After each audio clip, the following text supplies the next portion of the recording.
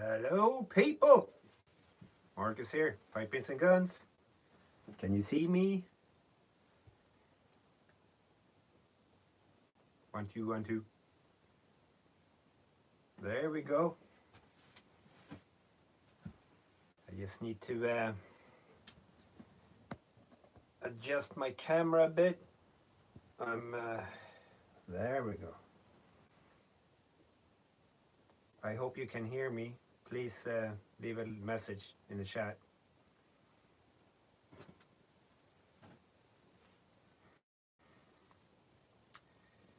Hello, Suffolk Piper. Big Piper as well. So we will wait a little minute, then we will start this storytelling evening as soon as I see maybe a few more drop in. I had some issues because I'm running with my phone in the holder here, with not the display, facing me, because I thought maybe I get a better image that way. And I have my iPad down here, which has a little slight delay on it. So I'll just hang on for a minute. Try to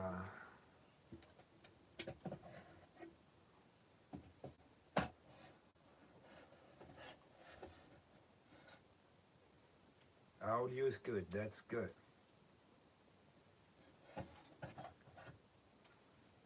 So for those of you that stayed with me last week, maybe, hang on, week before, yeah, the week before it was,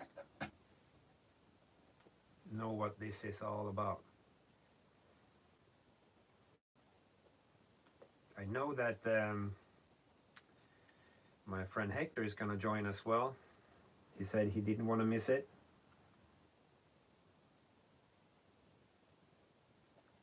I'm smoking almost a full marlin flake, rat race marlin flake. The 50-gram tins come with a flake size, normal flake size flake. If you buy a 100-gram tin, you get this long freaking flake. If you buy a 500-gram bulk, you get a huge flake. Maybe you've seen Mel's videos on that. It's good stuff. It's good stuff. And one of those flakes almost fit this Peterson Deluxe 1S. Almost, not completely. So, or I haven't stuffed it enough, but I don't want to, stuff it too hard. I usually rub it out and then gravity feed it and maybe put some pressure on it.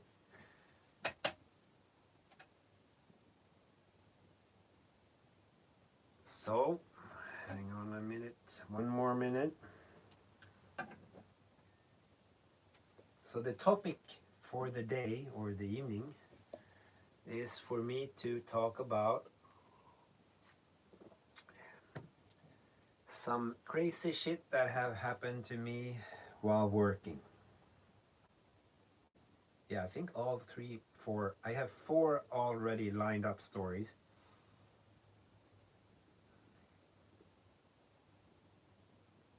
And I'm sure if we have time, I will probably pop some other stupid stuff out from my little brain. Let's not keep any folks waiting anymore here, or you guys that joined me anyways.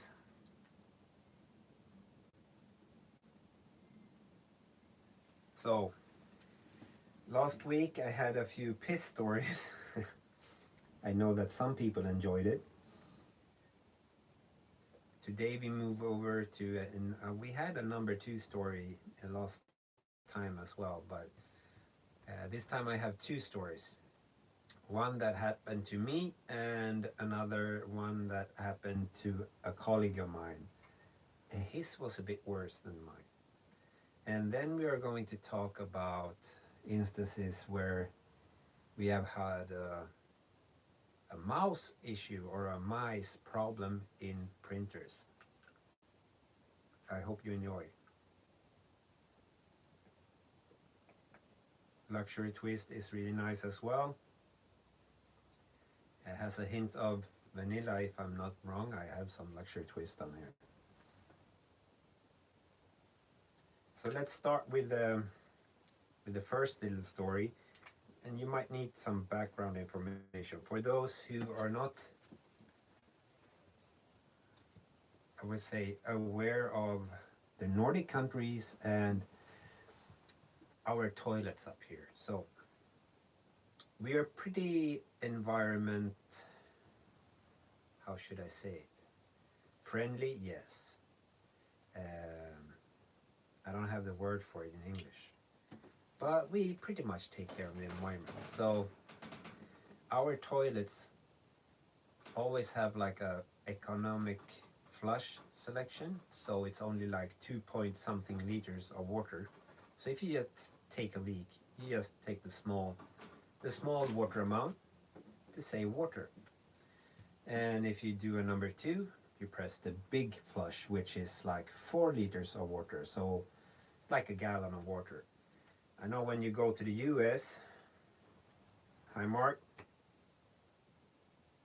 if you've been to the US and probably other countries as well in Europe, but the other countries I've been into, you know, in Europe hasn't been really like the US toilets, where they have like probably economical flush nowadays, but the regular standard toilet is not made for people which are well equipped. Then your little friend down there will take a little dip in the pool, so to say. So they have a lot of water in the bowl. And when they flush, you flush a lot. It's a lot of water. It's like at least 2 gallons, if I'm not wrong. You guys might be able to Google that while I'm talking and correct me if I'm wrong. So the bowl size of the toilet, it's quite important when you select the amount of toilet paper you want to wipe your arse with. So if you're planning to do take a half of a roll to wipe your ass, you pretty much need to flush the toilet twice, or once after you take the dump, and then wipe your ass and take a flush again. Anyways, no compost toilet. We're not back in the Stone Age.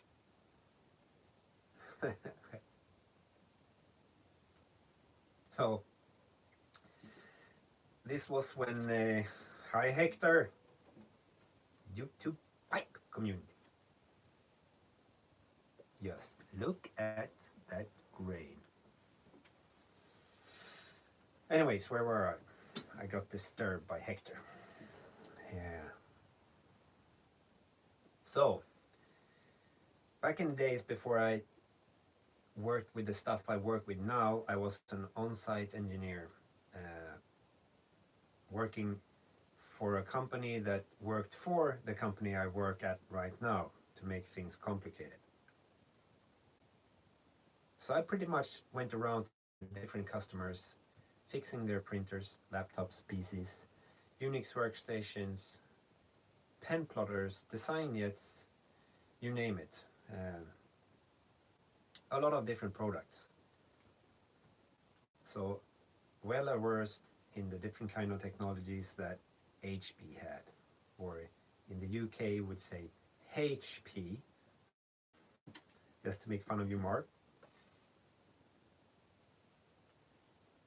And I had colleagues that if they needed to take a dump, they freaking drove all the way home, took a shit, then went back to the customer, which for me is like, are you stupid or something ridiculous? And because for me it's like, if you need to take a shit, you take a shit. It's okay. Different people might be a bit different, right, when it comes to they don't feel comfortable being at someone else's toilet, but what the heck? what do you do when you're over at a friend's house? Should you just excuse yourself and drive home 30 minutes to take a dump and then go back? Or do you, just clench your butt cheeks and save it up for a later time that evening, and have a big stomach ache or maybe a big ass shart in your underwear? Shy shitters, that's a really nice word for it. So I had one that was a shy shitter, but this story is not about him, because he was a shy shitter. So if he shit his toilet and couldn't flush it, it was at home and not at the customer site, which I happened to be at. This was a small company, maybe a few employees, not a big company at all, area wise. So I was fixing a printer. It's like, damn it, number two, yeah, something is starting to peek out down there. So I went to the toilet, took a dump. I don't know how sensitive you guys are, but it wasn't a clean one, and it wasn't a real messy one, but it was a fairly large one. So I turn around, going to start to flush. I flush it, and behold, the water rises. It doesn't want to go down. I'm getting the sweats, like, oh shit, this is not looking good. I'm looking around for the toilet brush. It's like I couldn't find it. Someone hid it behind the toilet. I quickly, just shoved it down there and just started, working it. I needed to get that. I didn't want to have a flooding in the toilet. That would have been really bad. So it was like millimeters left before it would have, flooded this little toilet I was at. So I was pretty lucky. And I'm not shy. I told these stories for my friends and all, and it's funny, right? So yeah, when I told this to my colleagues, then another colleague of mine started giggling. This colleague wasn't just my peers, like another colleague like mine that does on site, but it was actually my closest manager. Just gonna check the comments if someone commented before I start. Picking Piper, we're talking about taking a dump.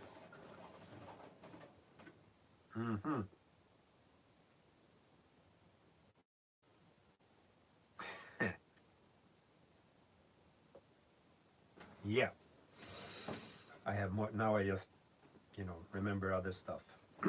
Anyway, so this colleague of mine, or my boss, he didn't say anything else, because we were several people in the room when I told this story.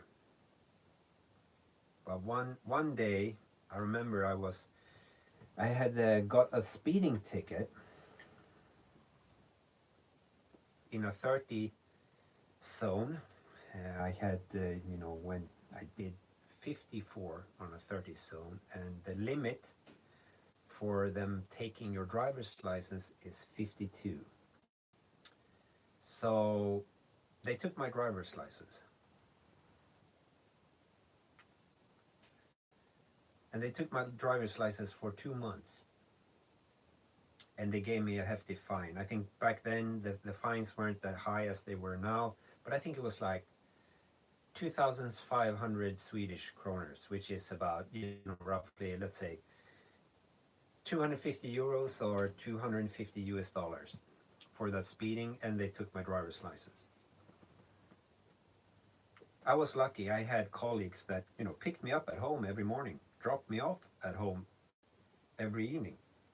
I took the bus twice in 2 months, so I was lucky. Hi, Kirk. So one day I went with him on site to a big customer. I think it was the Swedish government. they had like a lot of PCs that we had to replace motherboards on due to a funky capacitor, which some Taiwanese company had, copied from a patent, which wasn't finished. Anyways, that ended up in our PCs, so we replaced a lot of motherboards. Then, shit story number 2. When driving to this customer, I asked him, "Why did you giggle at my shit story?" I could see in your eyes that you had something you wanted to tell, but not in front of everyone. So he goes on, telling me this story. And I was almost shitting myself in the car when he told me this story. He did a few on-sites every now and then when needed. Otherwise, he was just doing administration work at the office. One day, he had to go on site to like one of those top-notch lawyer firms in the nice part of Stockholm, which is called Östermalm or East Malm or whatever if you translate it. Sixth sense, yeah. I have a seventh sense when it comes to shit stories. So he went on site to this place where he had been before. He took this case because he knew there was a really gorgeous young lady at the reception area at this small company in this fancy neighborhood or lawyer's firm. He went up there, everything was fine. He was starting to repair a laptop, replacing a motherboard. And he started to feel that his stomach wasn't really happy. It's starting making these noises, right? Starting to getting the urge to drop, release some weather. How do you say it? Yeah, to relieve himself of some gases, I might say. But he felt that it wasn't appropriate to do that in that office environment where people were sitting on desks beside him and behind him. So he kept it for himself. And yeah, Doc Bravo, you haven't missed too much. The best one is now, so stay tuned. So he started, unscrewing everything in the laptop, removing the motherboard, but this feeling got worse and worse and worse until he almost felt like he had a fever. He was starting to sweat because he was fighting the urge to relieve himself in that room, and he was really finding out that it wasn't just a fart that needed to come out. It was something more scary, something really problematic, so to say, especially if you're a shy shitter. Luckily, he's not really a super shy shitter, I would say, but nevertheless, you don't want to have diarrhea at the customer, especially not at the customer which is in the fancy part of town with only nice women at, all these young interns and whatnot. So after a while, he had enough. Enough is enough. I need to visit the toilet. But he didn't know where the toilet was. Where? So he stood up and he explained it to me that sometimes when maybe you don't need to go to the bathroom to take a dump. You just get this pain in your freaking butthole that you need to, fart. Or that something is going on. And he got that. He stood up and he rushed out of the room to the reception area. And this is also not a big company. But it was, maybe 10, 15 people working there. And he runs to the receptionist, this really, really nice young lady, good looking, Swede, of course. So, what else? Blonde, I think.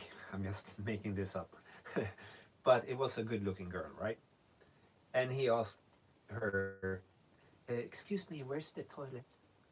And she points to a little door 2 meters in front of the reception desk where she's seated at all times, and said, there.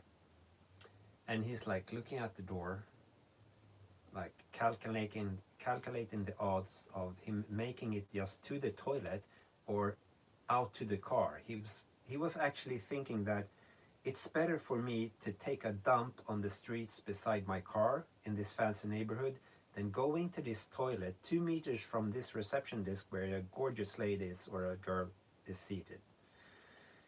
So anyway, he didn't have that much choice. He inspects the door, and it looks like a little wardrobe. Like, it's not a real door. It's like a door with, you have air gaps at the bottom of the door and the top of the door, like thin wall door, like, only an inch or so. Yeah, tension is building. Anyway, he hurries in. It's not a real lever to open the door. It's like a knob. And on the inside of the door, you just have one of these hatches or thingies that you hang over or into a little other female component that locks the door. So it's not even, airtight or anything. You have these air gaps in the bottom and the top of the door. I've seen this because it's like old houses from like the 20s, right?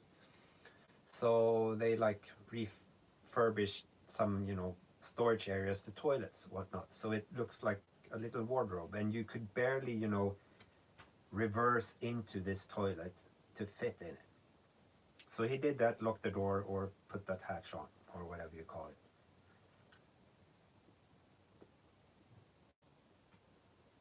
And well, he's not a stupid lad, right? So he's like, okay, this is gonna be bad. I better, put some toilet paper in the toilet before I take a dump, because it would, soften the bomb zone, so to say.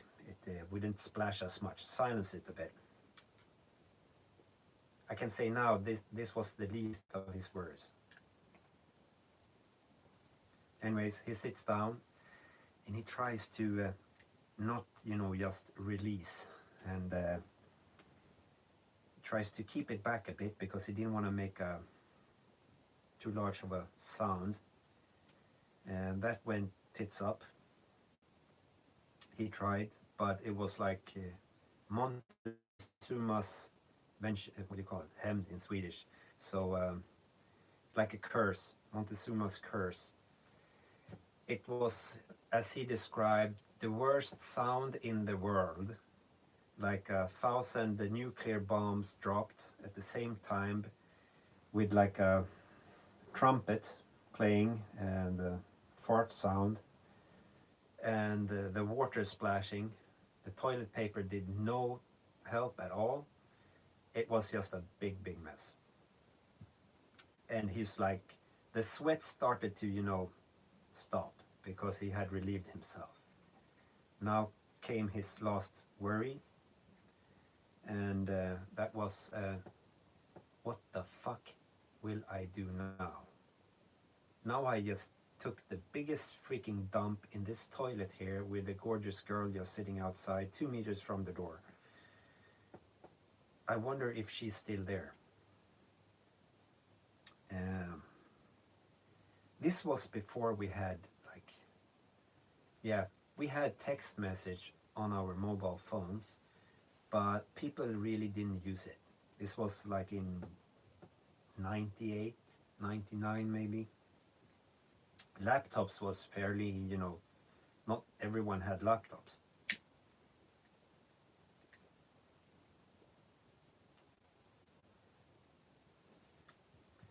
Anyways, if it had been me, I would have text messaged a friend of mine to call up this company and ask them to open the door down at the street or whatnot, uh, help out just to get rid of that lady or girl at the reception desk. But he sat there for like 15 minutes deciding on what he should say when he walks out of there. He finally opens the door, and the girl is of course not there. He decided not to go into the room where he had worked on that PC. He decided to just sneak out and leave the place. Because he didn't want to sit there, because he was pretty sure that she was still seated at the desk or the reception desk when he relieved himself. He said that he went out, he called a colleague of his and said that he needed some help on site, and this colleague was the shy shitter, because I got the same story from him afterwards, because he told him that same story when he called him up and promised to not tell anyone else.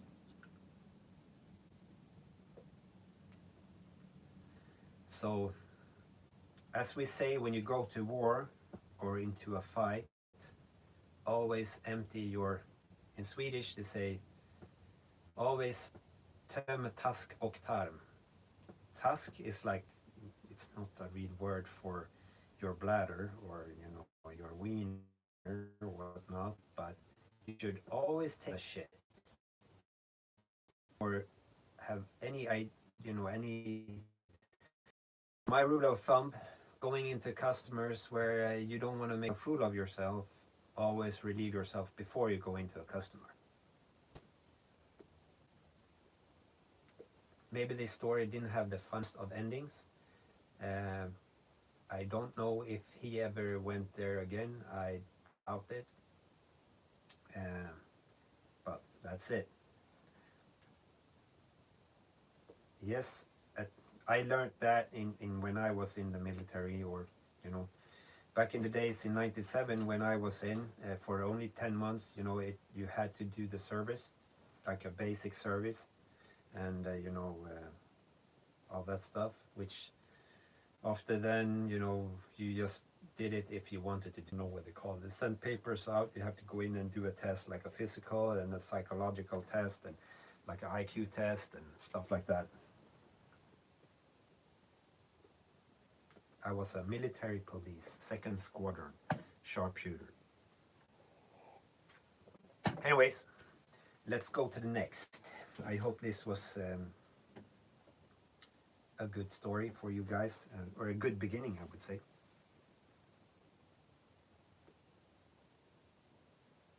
I need to smoke some in between.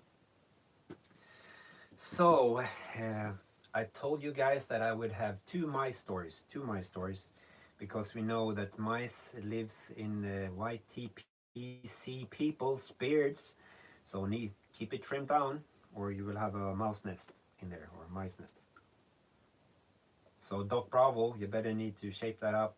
You might get mice living there. You never know. Yeah, I know that it's okay, that mandatory, or that you wish that it was mandatory. Mice, yeah, I know, I'm sorry, I'm Swedish. Maybe I should start speaking in a Swedish accent and you guys would be laughing your balls off. I'm really good with accents when it comes to speaking in Swedish, when you check from the south up to the north.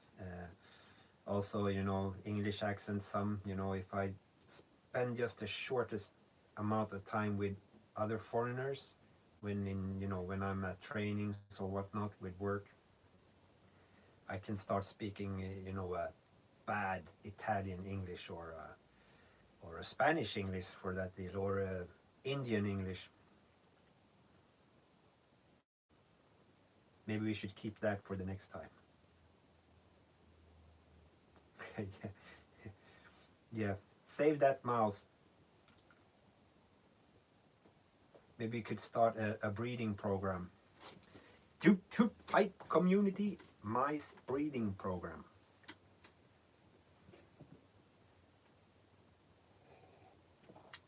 Need to teach them how to smoke a pipe too. Yeah, hell yeah.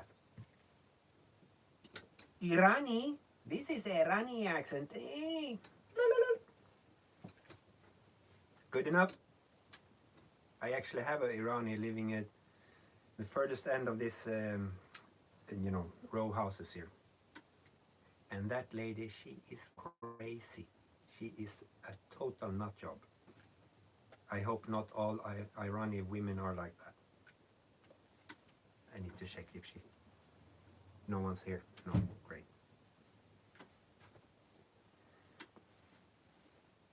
So let's keep at it.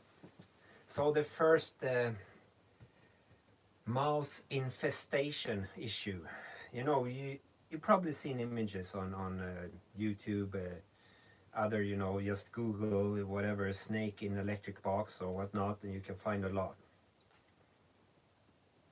When I started working as a field engineer and an on-site engineer, we also had the bench repair for the Stockholm area, or maybe it was the whole Sweden area, for the smaller printers. So every now and then we had calls, weird calls, when people actually wanted to pay extra for us to come on site instead of sending in their printer, which, was okay for me. Or us, I would say, because we got more cash for it. Back then, in those days, you got good cash for repairing stuff, right? Nowadays, they get, maybe a third of what we got back then, and, inflation and so on, it's not even counted in. So, we got a call from a lady, or an old lady. I don't know what you would say old, but for me back then, I was, 20s or mid-20s. She must have been at least 50. She had an HP Office Jet. That's a inkjet printer with a carriage going back and forth. And she called in and said that her printer was sounding really weird. It was screaming. And I would say that that's nothing, unusual when you have pickup rollers made of rubber, separation rollers, which goes against plastic, which when they get worn get really shiny, and they will cause all kind of, squeamish sounds or strange noises.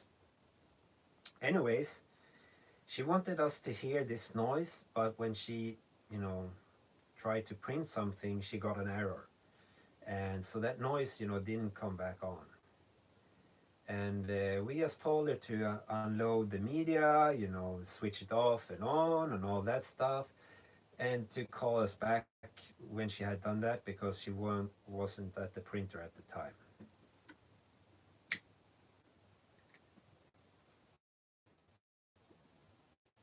So she called back. A week and a half or something like that had gone by. And she said that we really have to come out now on site. And we said, well, you didn't call back. No, but now it's something even more weirder. I can't print on the printer. It says paper jam. And it's a weird smell from the printer. And we were like, the printers, the only smell you can get is like water vapor or whatever when you do a cleaning of print heads. It might, cause some heat. It's a lot of heat exchange when you print, and paper or ink landing on the media, it will, cause some weird smell, but surely nothing that's awful. And she said it smelled awful. So me and a colleague went on site. This was not the same time as I didn't have a driver's license, but sometimes we just went on site because we didn't have that much to do, or that we went to a customer which had, many different things to fix at the same time. So we just divided up and solved it. So we came into her, we could smell that smell even going into, this was at her home, at the apartment. So taking off our shoes, as we do here in Sweden, you go into someone's home, you always take off your shoes. uh, we could smell it from there, and it's like, this is really weird. We checked the paper, we couldn't really see anything. We removed a few covers and the whole complete paper tray. I could see something gray, something fuzzy in the printer. And it was a mouse that had crawled into the tray, which wasn't filled with a lot of paper, like started to nest there. It had like collected paper, we saw that later on. It had ripped paper pieces off from paper and like moved it into like a hollow out segment of the, the printer, where the service station is, where the, the carriage goes into service the printers and so on. Even just building a nest there would be, decapitation. But this mouse had, maybe been in that tray ripping paper to pieces while this lady was trying to print a print job from the next room. And she heard the noise. This freaking mouse had got stuck with its head in the pickup roller, or in the, passing, you have like a grit roller, a feed roller that, feeds the paper through, and pretty much got strangled. And of course it didn't make any more noise when it was dead, but it might have took a few seconds or a minute, maybe, I don't know. It was not mummified when we came, but it had maggots crawling out of it.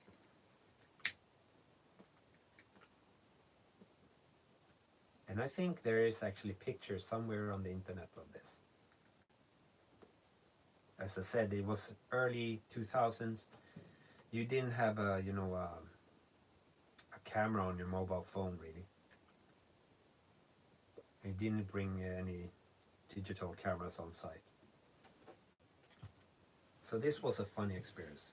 And today, this has happened several times. Today I got another case. And I was actually showing Hector that one. I sent him a little, like a video of me, filming the header of the case notes. And it said something like this: a mouse has infested the printer and gnawed or eaten or destroyed the ink tubes, so the printer won't work. And I have no idea why they even sent this elevation to me, because it would be quite obvious if you open up the printer and you find that a mouse has been messing up with the cables. Usually they eat the cables and they get electrified or electrocuted. So it should be a trade job, so the customer should pay for it. It's not up to us if a mouse come in there and build a nest and start eating up the cables or the ink tubes, which transport ink from the cartridges to the printer. So that was pretty funny, because I was already thinking about this mice infestation issues in printers. I have seen other colleagues in other countries, more in the southern hemisphere, which have had snakes in printers, or even rats or mice that built nests which they have not found, but they keep coming back repairing the printers because it doesn't work. And they repair it and it works for a while, and then it goes dead again because the mice are eating up the cables and so on.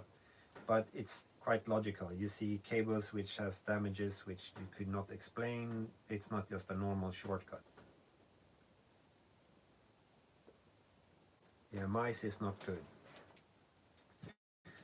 So that's my two shit stories and two mice stories. I have dealt with a lot of weird customers.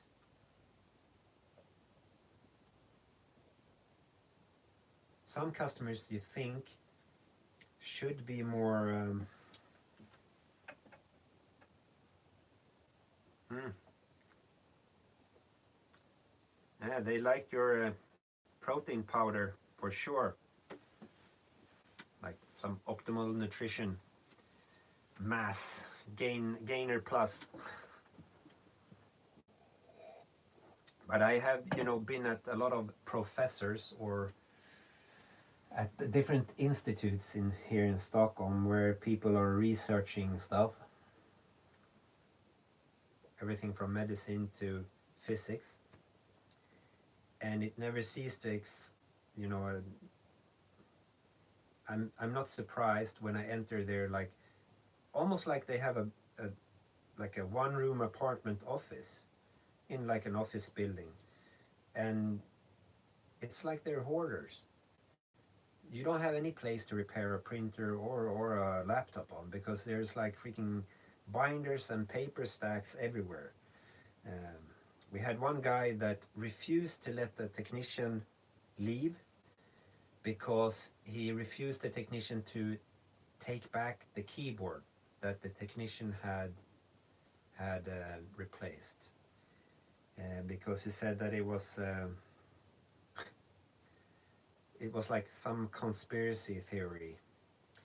Well, it ended up being, the this professor, he liked tea pretty much a lot, and not just one piece of sugar in that tea, but like more sugar with tea.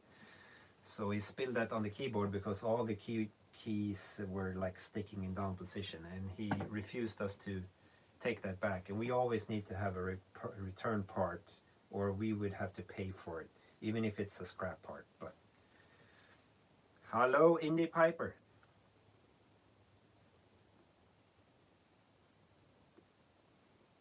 Yeah, well, what else could we have in the beard than mice? I have yet seen anyone in the YTPC with mice in their beard. I have though seen pictures of people with beard making funny shapes with their beard, like a little nest or something like that. So birds, maybe small birds, lice.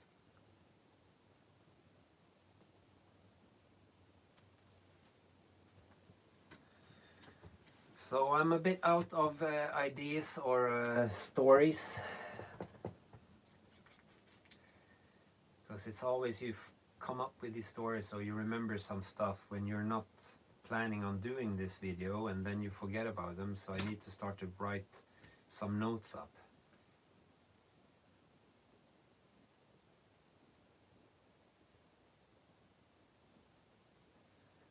Dude. Huh, huh, huh, huh, huh. So let's maybe talk about some other stuff. I got a parking ticket today, 75 bucks, while being at the physiotherapist, because I fucked up my shoulder and my like collarbone, or the pec, the pec minor or something like that. 75 euros, yes. I went to one of these physiotherapist schools, and they have this internship thingies before they go out, like before they go out to a practice to do their stuff. This was I don't know what you say in English, but you have chiropractors, you have naprapat, I don't know what it is, but like a physiotherapist. So it was really cheap. It was like 25 bucks for that session. Normally it's like at least 75 for just that, because I did need to go for like an emergency appointment. And I parked at the street. A lot of streets have this cleaning days or whatnot, so you cannot park on some streets on, this Tuesday, today, Tuesday. One of the streets closest to this place you couldn't park at. A lot of stupid people park there anyways because they don't read the signs, they get a fine. I parked at the correct place. I paid in this parking machine, and they removed all the parking machines where you get the ticket. You pay and you get the ticket. Nowadays you cannot pay with coins or or notes or paper money, only by card or via an app on your phone, and you don't get the ticket because the most common issue with these machines is that they run out of paper, right? So you just enter your registration number, and you need to be sure that you enter the correct registration number or you're screwed, right? And you can get a receipt sent as a text message or email from these machines straight away, or you can opt out receiving this because you maybe don't want it. This was what stupid me did. I opt out on the receipt, but I made sure that I entered the correct registration number and the plenty of extra time, like 1.5 hours or so. I was in there for 45 minutes. Come out to the car and I got a ticket, and it's 75 bucks. So my physiotherapist meeting was 100 US instead of just 25. Anyways, I have a company gas cards and so on, so I pay with that. Then it's a mess to track because you want to go in and check your invoice or your live feed, see what you've done, what you paid for. And I couldn't do that. I went into a special website which Stockholm City traffic department has, where you can track and check with your registration number and your last 4 digit on your card number you pay with, to see any active parking or your lost parkings, within a date span. And I could not find anything, so I have somehow incorrectly fed in my registration number anyway. So I will see. I will of course send an email. You have to go into the Swedish police site. You have to fill in a blanket. I need to have a credit card statement from Shell, which I cannot get now because it can take 48 hours before this shit is fed in. And to get your money back, you first need to pay the money. So even if they done wrong, you need to pay first, then receive it back. So if I'm lucky, I can get it back.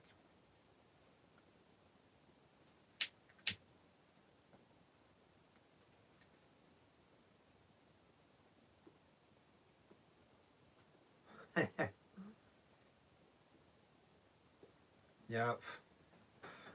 You shouldn't be worried there, Doc Bravo, because if you're in the US and you have a speeding ticket in Europe, most of the countries does not, forward that. The countries within Europe, they work together, most of them. So, if I do a speed in Germany or France, I would get the ticket still. Or my car leasing company would get it and they will forward it to me. But we have a lot of speed cameras, and not like your speed cameras in the US. Or I don't know if you have a lot of speed cameras there. You have a lot of red light cameras, which we do not have here. But the speed cameras we have in Sweden are, pretty simple. They take a picture if you are speeding, and they can pretty much see a booger in your nose on the picture. And if the registration number, if the car is registered to you, they check your driver's license, and if the picture is, oh, that's the same person, then you will be fined directly. If it's not, it will be sent out to you anyways. And if you select it's not me driving the car because you have your sunshade down, you could get, you could pass it and not have to pay. But in Norway, and they want to implement this in Sweden as well. They have these evil speed cameras, which actually will, you have two cameras. It will always take a picture of you here, daytime. Then it will take a picture of you on the next camera. So even if you are not speeding at the cameras, but you're speeding in between the cameras, you will get a ticket because it knows with the speed limit how long it should take for you to go from A to B. So you get a fine anyways. You really need to be careful if you're, as me, driving not a company car that often there, but you know, a rental car or whatever, and the rental company will just forward it to the person who rented the car. So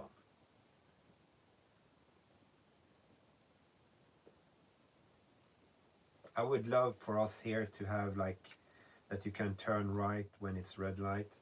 If it's no, you know, warning sign that you cannot, but that would be lovely.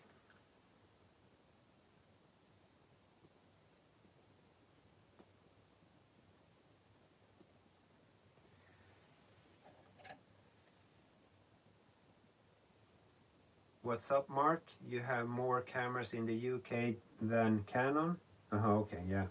We actually, in the beginning in Sweden, when they started this, they had a, I think it was a Nikon D70 or something like that. You know, a system camera in these freaking poles. So people, you know, they stole them.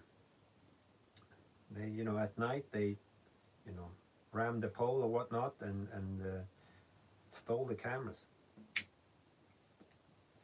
Now they have like an industrial, you know, digital camera instead. So it will uplink the picture, you know, as soon as you have been speeding.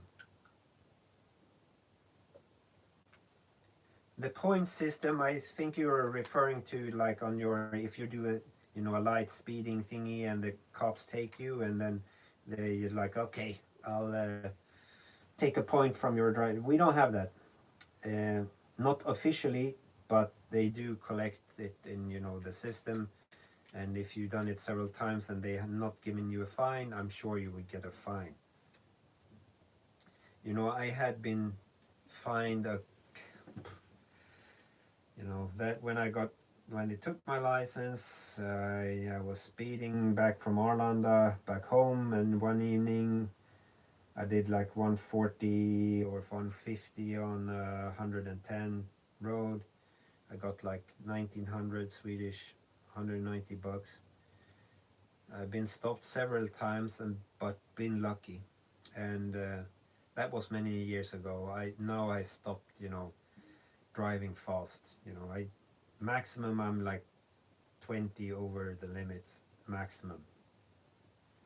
It's not worth it.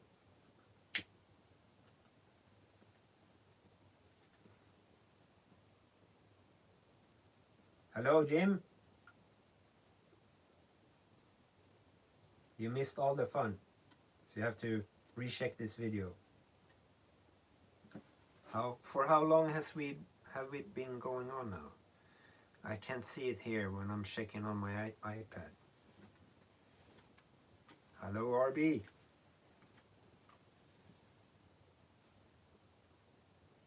So anyways, I think I will keep doing these pipe and a story sessions, maybe not every week or maybe not every Tuesday, because, you know, Mondays I pretty much always make a video.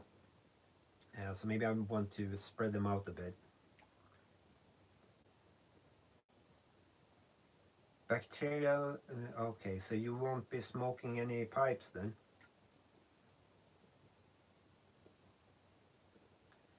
Beard mice, okay.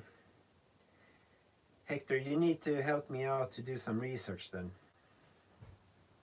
Yeah.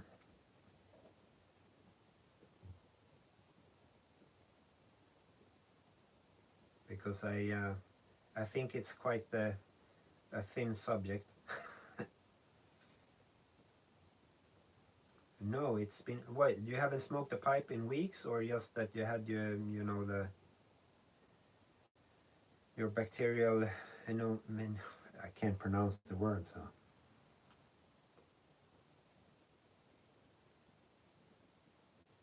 Yeah, let's ask NB for some advice on that subject. Maybe I've done some more research. Oh, pneumonia, yeah.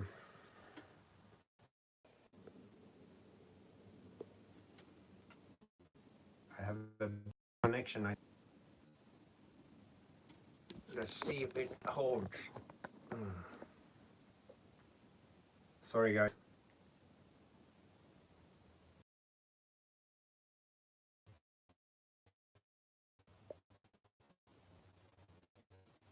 I'm dropping out on my connection.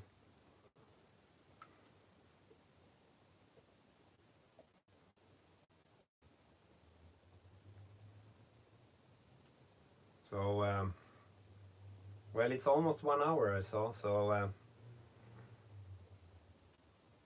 maybe we should quit? Or do you guys want to keep going?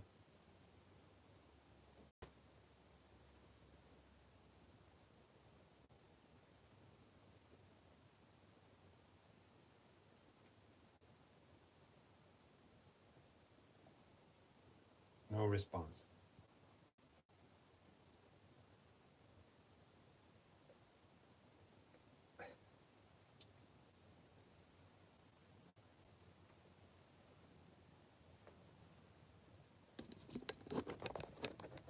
Yeah, if your lungs feels tiny, Jim,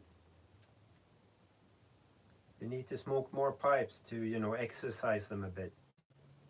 I'm sure that helps. Peterson Deluxe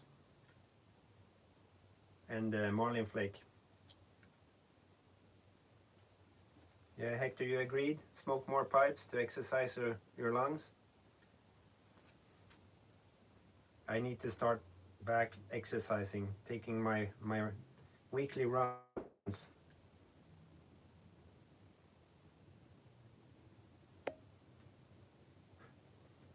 Yeah, Doc Bravo, I was thinking about that the other day. It's pretty hard to, you know, I'm not that good in video editing. Bass Hunter, I've never met Bass Hunter. He's like a low life artist.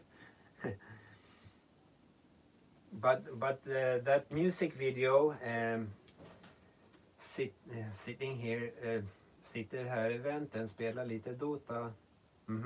It's like sitting here in Ventrilo, which is, I'm sure you know what Ventrilo is. It was like an old software where you connected and chatted with your clan members, whatnot.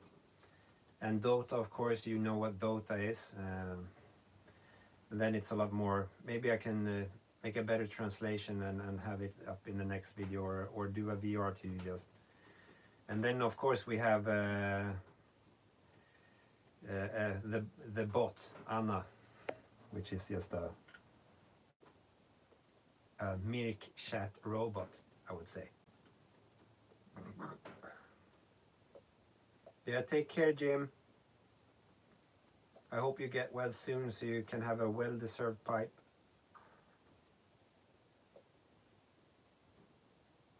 I did too. I was actually in a CS clan called Junta. Many years ago.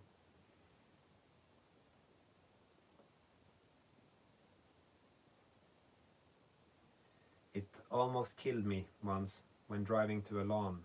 So we have DreamHack here in Sweden. I'm sure you have something similar in the US.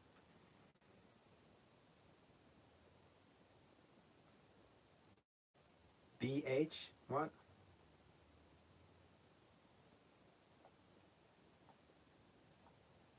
Bass Hunter. Yeah, Hector, you need to Google that or go on YouTube and search for Bass Hunter, and you can check some videos, or go into Doc Bravo and check his VR to my 300 sub giveaway.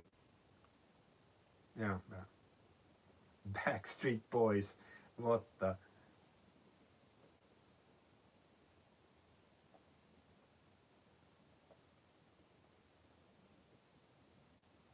Yeah, that's true. Don't Google it.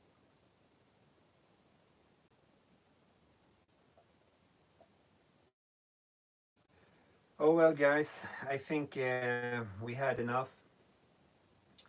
and I will plan the next one even better, and maybe had a like an intro with all the different stories I'm gonna tell, so you know what to look forward to. Maybe I should dress up as well so I look funny or something. I think my daughter has a little, like a mouse pet toy bought at IKEA.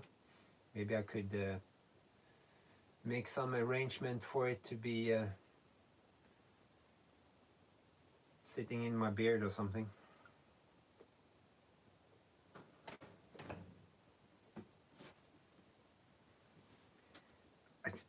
I wouldn't make a VR2 bass hunter.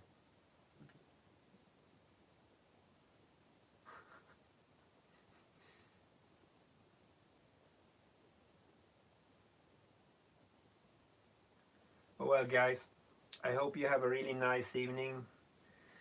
It's 1 minute past my bedtime, 10 o'clock p.m. I'm pretty knackered actually. I need to take some anti-inflammatory things for my pain, and be going to the gym tomorrow. So I'll skip the upper body for a week or two and just do a leg day every time. Same to you, Doc Bravo. Well, I'll speak to you guys later, and take care. If you do not have me on Instagram, add me. I'm a Pale Daddy on Instagram, so check me out. Then you get more than just pipe smoking, even if most of the pictures are pipe smoking, but it's everything on my daily life over here. So cheerios, take care, and don't do anything stupid. Bye bye, guys.